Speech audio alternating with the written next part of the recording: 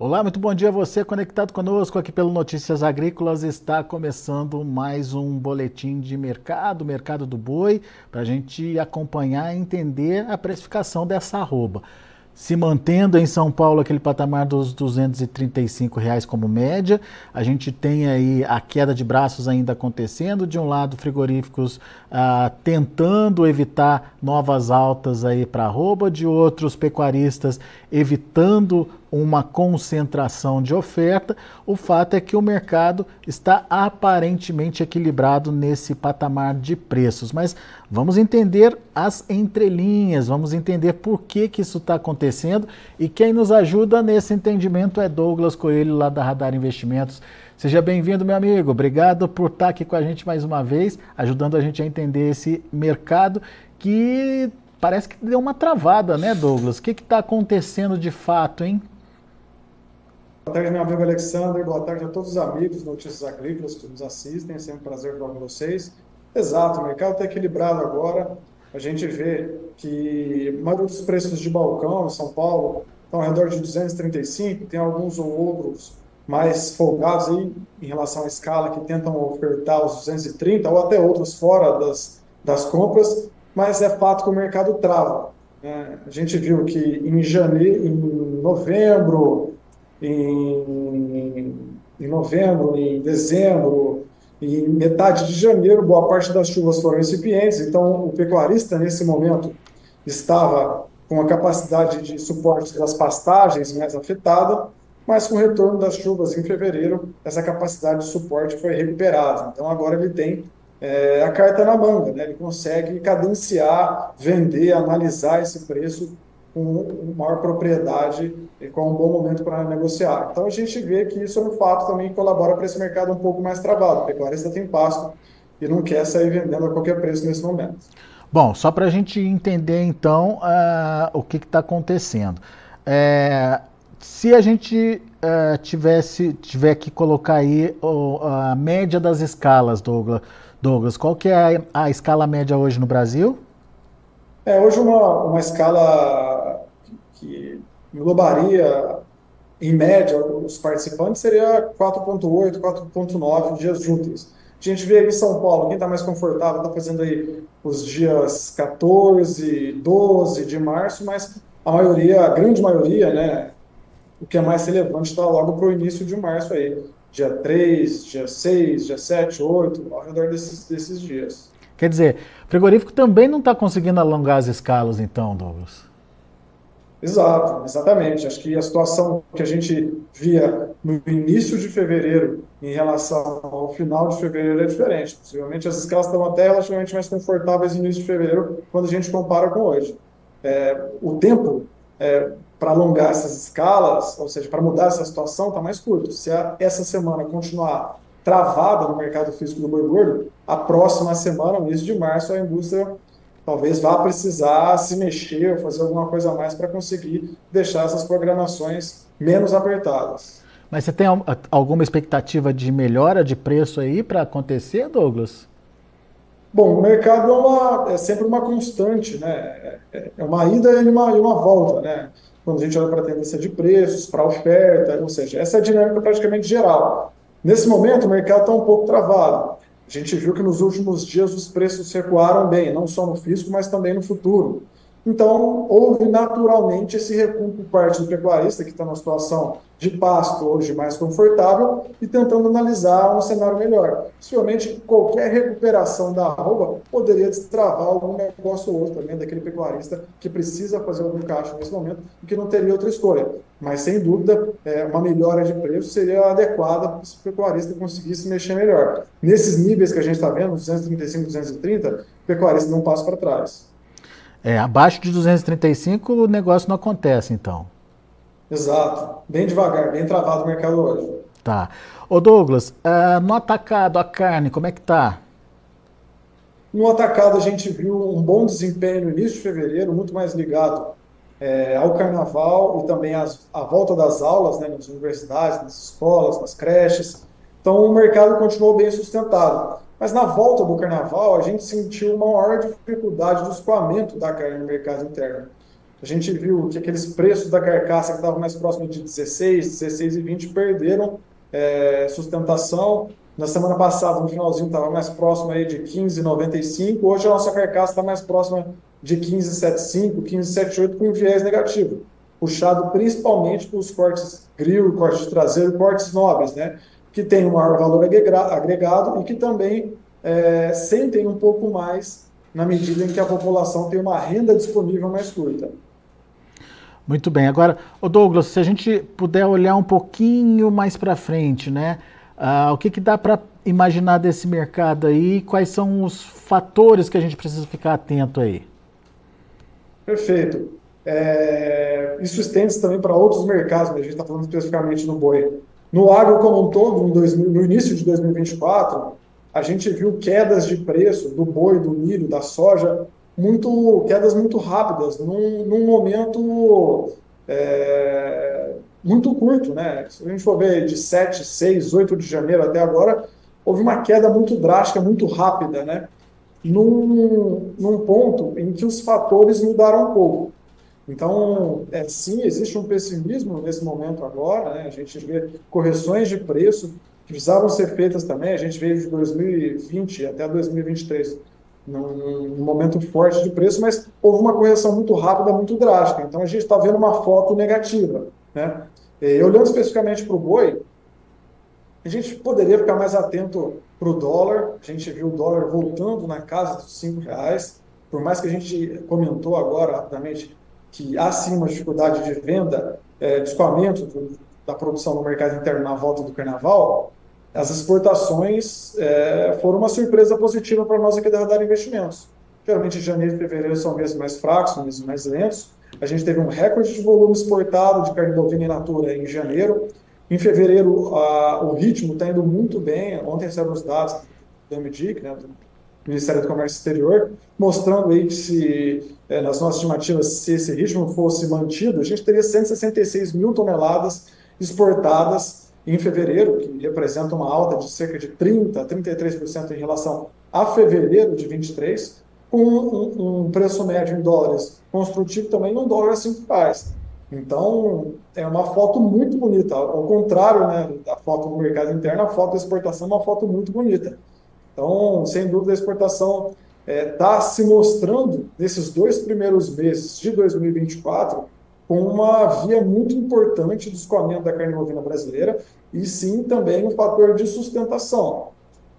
Mercado interno mais pressionado, mas o mercado externo começou muito firme. Isso porque, geralmente, a tração, né, o ritmo das exportações de carne bovina, geralmente começa a melhorar em abril, em março, né, em maio, e a gente já viu um resultado muito bom em janeiro e fevereiro. Então, isso reforça as nossas expectativas, que quando, geralmente, esse mercado ganha um pouco mais de tração, o desempenho pode ser até melhor também. China estava no seu feriado, né, feriado Ano Novo, voltando mais agora, a gente viu minério, grãos, possivelmente carne bovina também deve dar uma melhorada nessa questão de movimentação, né? A China ficou um bom tempo parada, mas olhando com tudo, né? A gente olhou mais para essa questão de demanda, tanto no mercado interno e no mercado externo. Olhando para a questão da oferta, a gente vê que em 2023 foi classificado como um ano típico de baixa da pecuária. O primeiro trimestre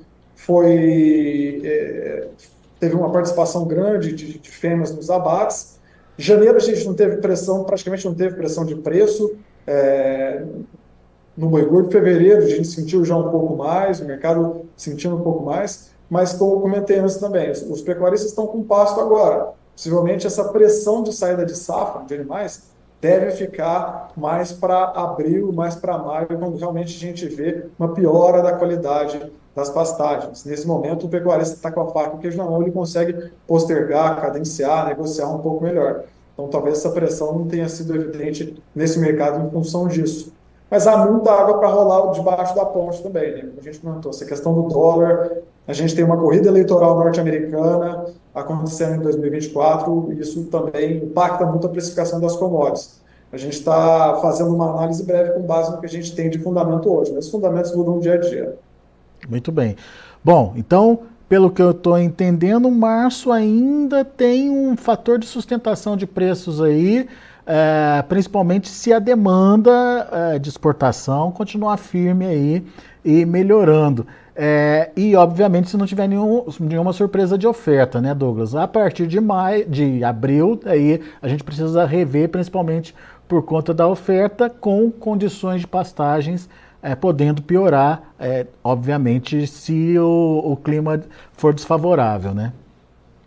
Exato, exatamente. Em resumo, e reforçando o que você falou, né, oferta e demanda, fevereiro e março, a gente tem uma exportação muito forte e uma oferta que foi um pouco mais contida. E qual que é o detrator? O detrator é o consumo interno, um consumo interno doméstico, patinando um pouco mais.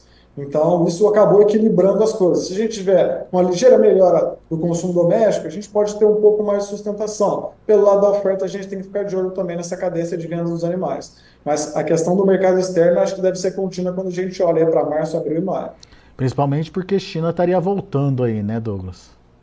Exatamente, exatamente. Um país importante nas nossas exportações de carne bovina, que faz preço, né, e que praticamente consegue mudar ou não a dinâmica quando a gente olha para o mercado interno. Né? Boi China, boi comum, né, pujança e a força de pagamento dos frigoríficos exportadores, a gente tem que ficar bem atento a isso. Boa. Muito bom. Douglas Coelho, meu amigo, obrigado mais uma vez por estar aqui com a gente, ajudar a gente a entender um pouquinho dessa dinâmica de precificação da arroba do boi gordo e principalmente trazendo as expectativas aí para esse mercado. O produtor precisa ficar atento, portanto, a um momento mais delicado mais à frente, quando a oferta de fato pode aparecer, seja por conta de fêmeas, né, aparecendo aí, ajudando a compor as escalas, seja por conta de problemas com as pastagens, obrigando o produtor a vender esses animais. Esse nosso tradicional final de safra e é um momento em que todo produtor precisa estar preparado para ele, né, Douglas? Exato, exatamente, né? Existem pontos que chamam a nossa atenção agora. Eu acho que aquele produtor que vem olhando para os preços, né? Que vem na queda dos preços, que fazem a mesma coisa que seus avós, que seus pais faziam, é uma boa hora de olhar para o mercado futuro, né? Esse mercado oscila muito rápido de acordo com o sentimento do mercado, pode ser um bom momento para ele fazer um cadastro, dar uma olhada, checar os preços. E quando realmente as cotações tiverem algum alívio, ele estiver pronto com esses animais, sabendo quantas arrobas serão abatidas, em qual determinado mês, ele consegue fazer uma proteção adequada, né? Limando esse risco, né? O risco de mercado. A pecuarista já tem tantos outros riscos, né? Risco ambiental, risco de mortalidade, risco de nutrição, talvez aquele animal não engordar ou não. Por que não mitigar esse risco de mercado? Então, acho que esse é um ponto importante. E outro ponto importante também é olhar bem a relação de troca, né? Acho que a arroba é a moeda do pecuarista, não é o financeiro, não é o dinheiro. Então, nesse momento, a gente olhar para a reposição, né? A queda dos preços da reposição em relação à queda do preço do animal terminado, pode ser um bom momento para a gente pensar numa relação de troca, né? Ele consegue vender um animal mais errado e comprar um animal mais jovem com uma boa relação de troca para se manter na atividade. E olhando aqui o que a B3 está indicando, é uma diferença de quase R$ 10 quando a gente compara fevereiro com maio, né, Douglas?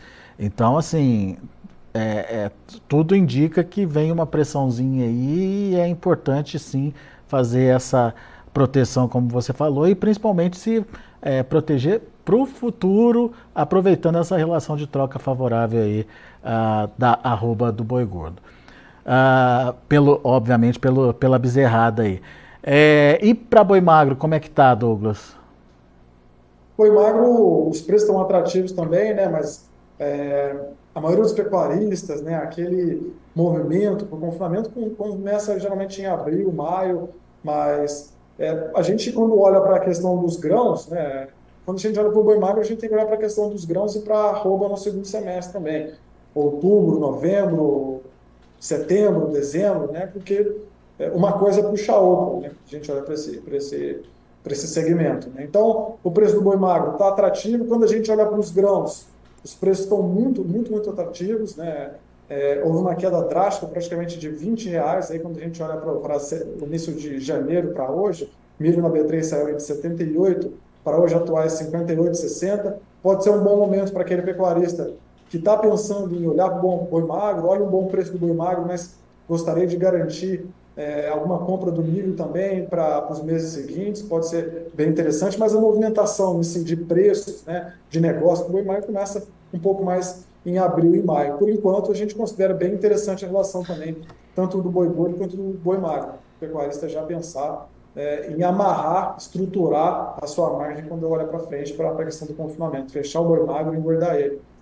Fazia muito tempo que a gente não via os grãos nesse patamar de preço, né, caindo aí praticamente R$ 20 em 20 dias, 30 dias, e tem muita coisa para acontecer ainda nos próximos meses, né, como a gente comentou, ainda tem a questão eleitoral nos Estados Unidos, a safrinha do milho deve estar possivelmente em plantio ainda, se não me engano a Agência Rural soltou aqui no Centro-Sul cerca de 73, 75 foi plantado. Então, a gente tem mercado de clima brasileiro para acontecer, estimativa diária de plantio, seja de milho, seja de soja, nos Estados Unidos vai ser definido mais para meados, final de março, e ainda tem o mercado climático norte-americano. Então, talvez tenha muita água passar debaixo da ponte ainda. Isso vale a pena o pecuarista já colocar tudo no papel, na ponta do lápis, e ficar atento, né, a essa questão de preço. Boi magro e boi gordo e bezerro, relação de troca mais interessante, preço dos grãos caiu de uma maneira drástica em poucos dias, enfim, dólar, possivelmente muita volatilidade com essa corrida eleitoral norte-americana e a parte fiscal no Brasil ainda varrida para debaixo do tapete. Então, acho que são pautas que estão na mesa que vale a pena ficar de olho aberto. Boa, Douglas. Muito bem, muito obrigado, meu amigo, mais uma vez pela participação conosco aqui no Notícias Agrícolas. Volte sempre, Douglas. E ao Flávio Paro, obrigado aí pela audiência, Flávio. Está acompanhando a gente aqui pelo YouTube, pelo chat do YouTube, ele postando que é lá de novo Progresso no Pará. Obrigado pela audiência aí, Flávio. Grande abraço para você. Muito bem, Douglas. A gente se vê numa próxima, vamos trazendo as informações e atualizando as informações aí de mercado para os nossos internautas. Muito obrigado. Com certeza, meu amigo. Conta comigo que você precisar. Um forte abraço a você, toda a equipe de Notícias Agrícolas e os amigos que nos assistem. Até mais. Valeu, até. Tá aí Douglas Coelho, Radar Investimentos, trazendo informações importantes do mercado aqui para a gente no Notícias Agrícolas.